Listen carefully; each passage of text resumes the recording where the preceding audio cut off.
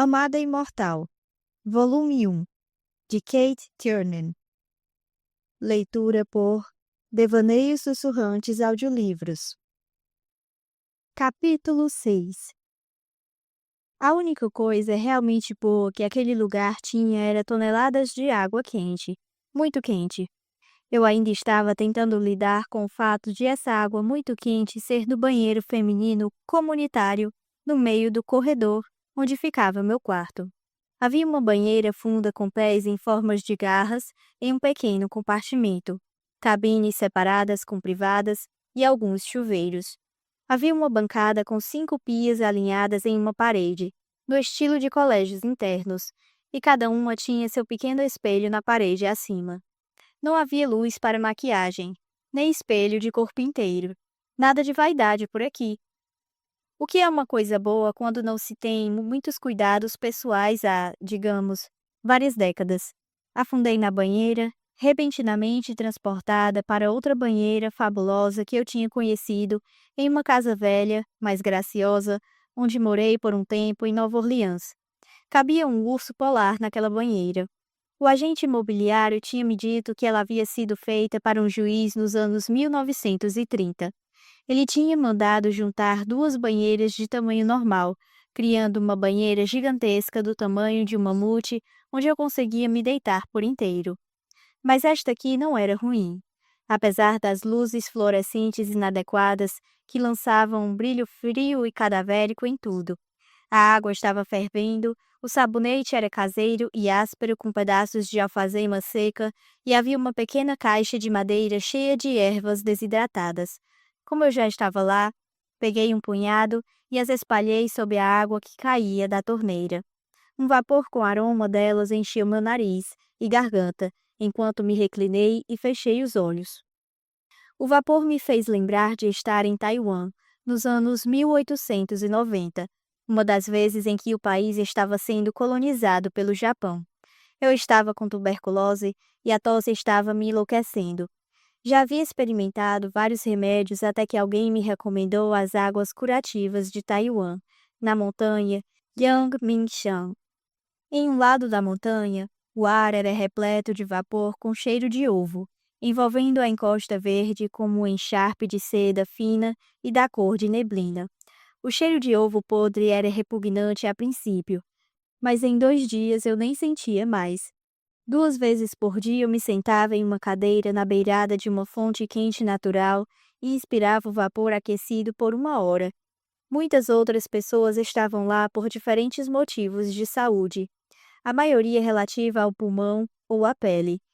Eu observava como os residentes locais se agachavam na beirada rasa da fonte, onde a água borbulhava gentilmente pelo fundo arenoso. Eles levavam palitos de madeira e faziam cercas com eles, enfiando-os na areia em círculos. Depois colocavam alguns ovos dentro do círculo, onde eram cozidos pela fonte geotermal. Comer ovos cozidos assim era considerado muito saudável. Fiquei 2 meses lá, aproveitando a beleza luxuriante de Taiwan e inalando gás sulfuroso. Minha tuberculose se curou. Agora eu inalava vapor não sulfuroso, mas de 100 anos depois. Fui lançada de volta ao presente. Havia-se passado apenas 2 dias desde que deixei Londres? Ontem? Inesperadamente, lágrimas fizeram meus olhos arder por baixo das pálpebras fechadas, quando, mais uma vez, o rosto do motorista de táxi apareceu para mim. Será que ainda estava vivo? O que a família dele estava pensando, sentindo, fazendo? Eu me sentei.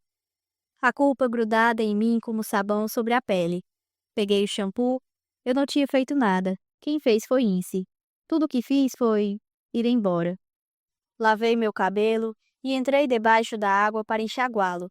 A água estava começando a esfriar um pouco, e peguei uma bucha de um gancho, ensaboei-a e esfreguei pelo corpo, sentindo como se estivesse tirando a camada superficial da pele.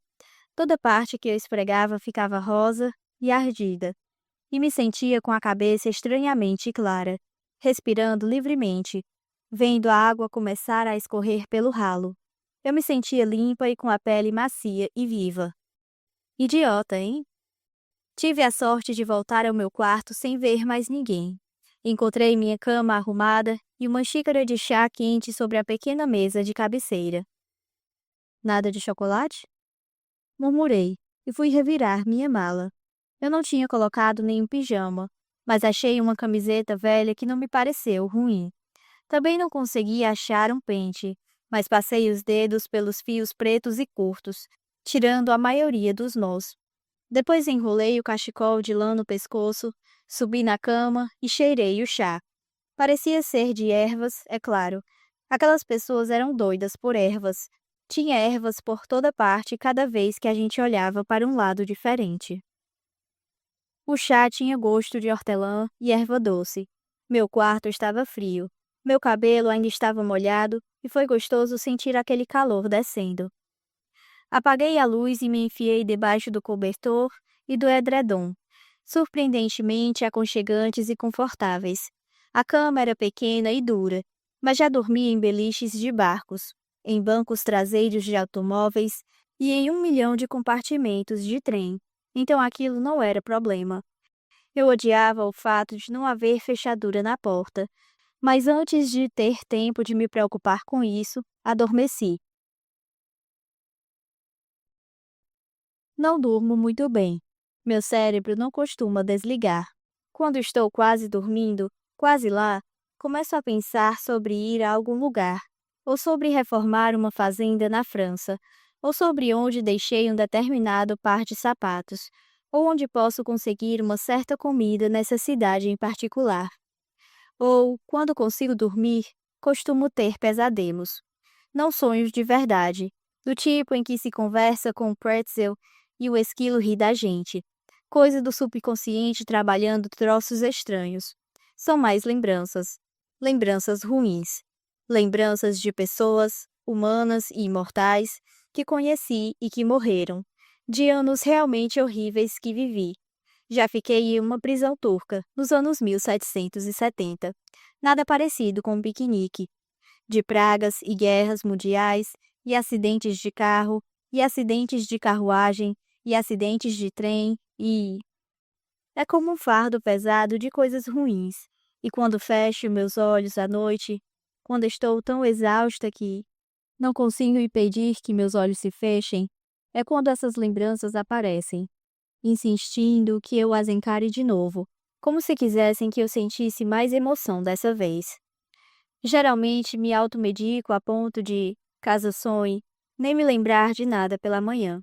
Funciona bem, até certo ponto, mas os efeitos colaterais podem ser meio brutais.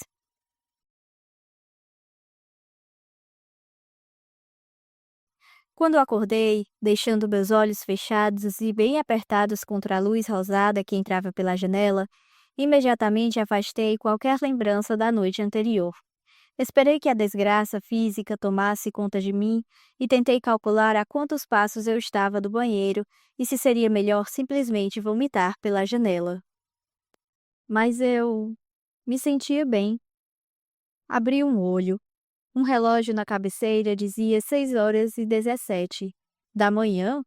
Nossa, mas estava muito cedo. A noite anterior, fiz uma careta, mas na verdade a pior coisa que tinha acontecido tinha sido meu ato incrivelmente estúpido na frente do Lord Viking. Considerando as possibilidades, não foi tão ruim. Respirei fundo algumas vezes e não me senti nada enjoada. Na verdade, eu me sentia muito bem. Eu me sentia como alguém que dormiu de verdade. Sentei devagar e lembrei que não tinha bebido nada alcoólico. Não tinha comido nada além da comida mais sem graça que um homem ou animal já teria comido. Eca. O quarto estava frio. O aquecedor estava começando a fazer um leve barulho. Remexi minha mala procurando roupas limpas, e uso esse termo em um sentido relativo, nas quais entrei com rapidez, vendo minha respiração fazer uma fumaça no ar. Então enfiei tudo de volta na mala e a fechei. Eu a arrastaria lá para baixo, logo depois de surrupiar uma xícara de café. Coloquei a mala ao lado da porta e enfiei meus coturnos, os dedos passando por cima do salto. Eu provavelmente estava imaginando, mas achei que podia sentir a energia do amuleto.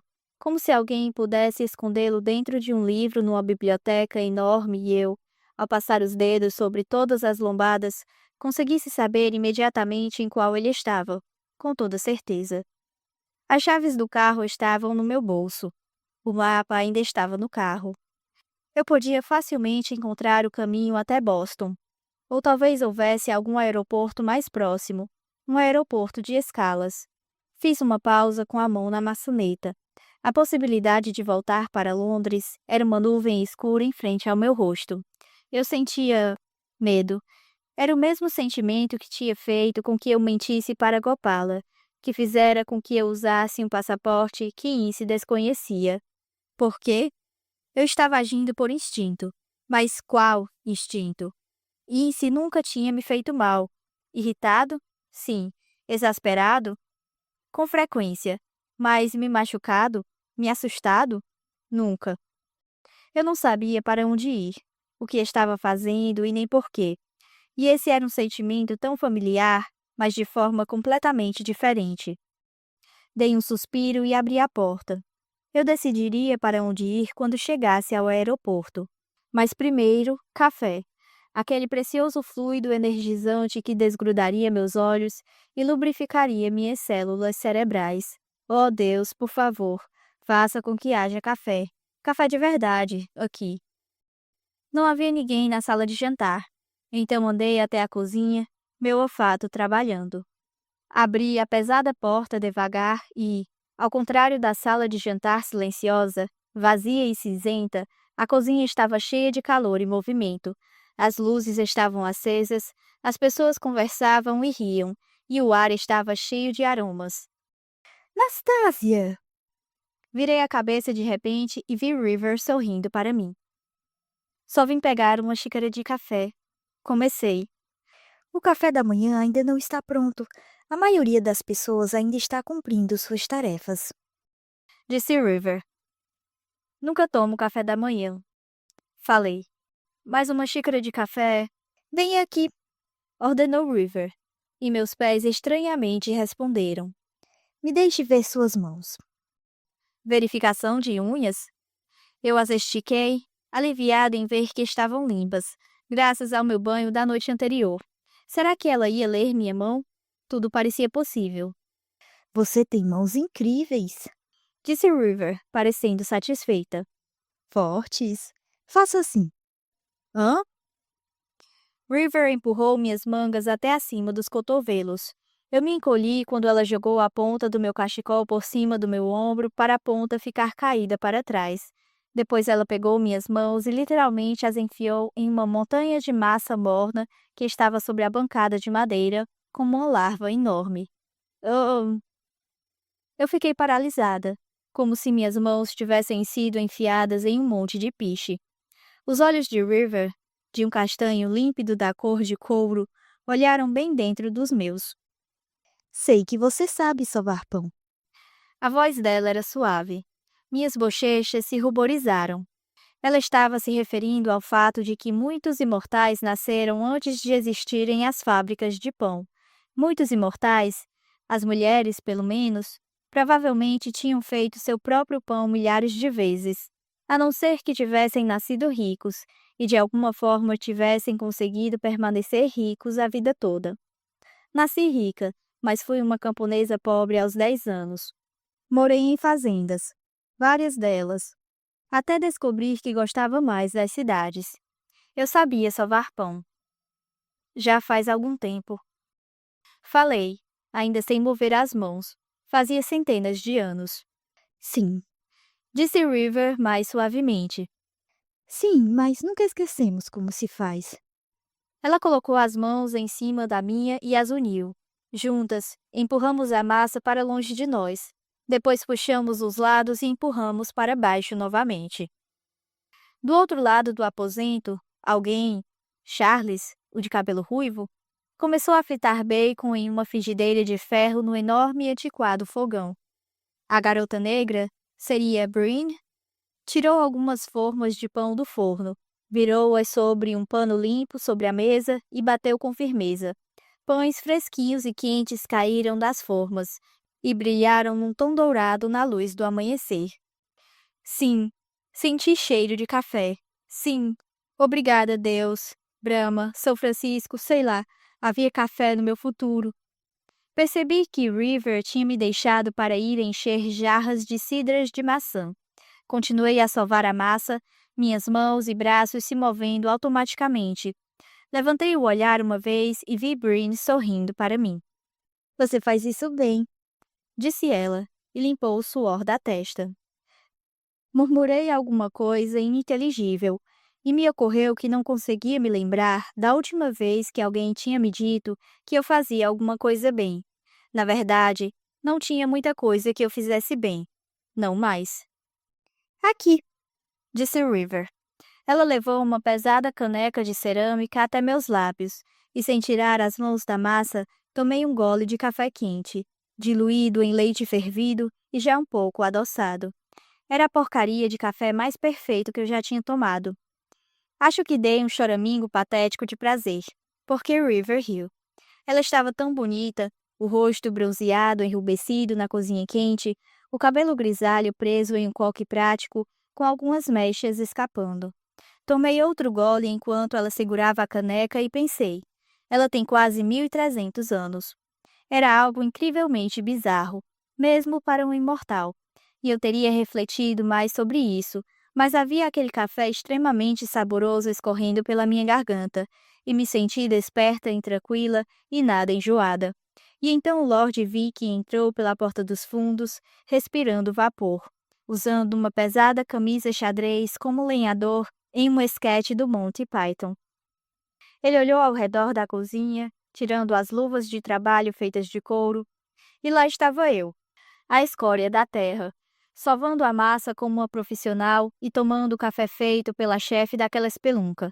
A diversão de bater e sovar uma massa quente e cheia de fermento? Uns $20, eu diria. Aquele café perfeito? Eu pagaria os $75 com prazer por ele. A expressão no rosto de Rain quando me viu trabalhando na cozinha ao nascer do dia? Não tem preço. Dei uma risadinha para ele quando ninguém podia ver, e o músculo no maxilar dele tremeu. Ele foi até a jarra de café e se serviu de uma caneta enquanto dividia a massa em duas partes iguais. Coloquei um pano de prato sobre uma delas e comecei a enrolar a outra na bancada. Cheguei a 1 centímetro de grossura e comecei na ponta, usando as pontas dos dedos para enrolá-la como uma longa cobra, bem apertado. Quando estava toda enrolada, belisquei a beirada. Fechei e dobrei as duas extremidades. Depois a coloquei, com a parte da beirada para baixo, em uma forma untada com manteiga e dei um corte raso em cima. E ali estava um pão, pronto para ir ao forno. Rain parecia tão decepcionado que não conseguia evitar uma risadinha. Meu estômago roncou. O ar estava cheio de deliciosos aromas de bacon, de pão assando, de cidra, e havia tanto, tanto tempo que eu não chegava perto de nada que se parecesse com o café da manhã. Eu geralmente não conseguia suportar essa refeição tão cedo. Nunca tinha fome antes do meio-dia, mas estava com fome agora. Talvez eu pudesse ficar mais um dia. Ninguém sabia onde eu estava, e eu poderia ver como meu pão ia ficar.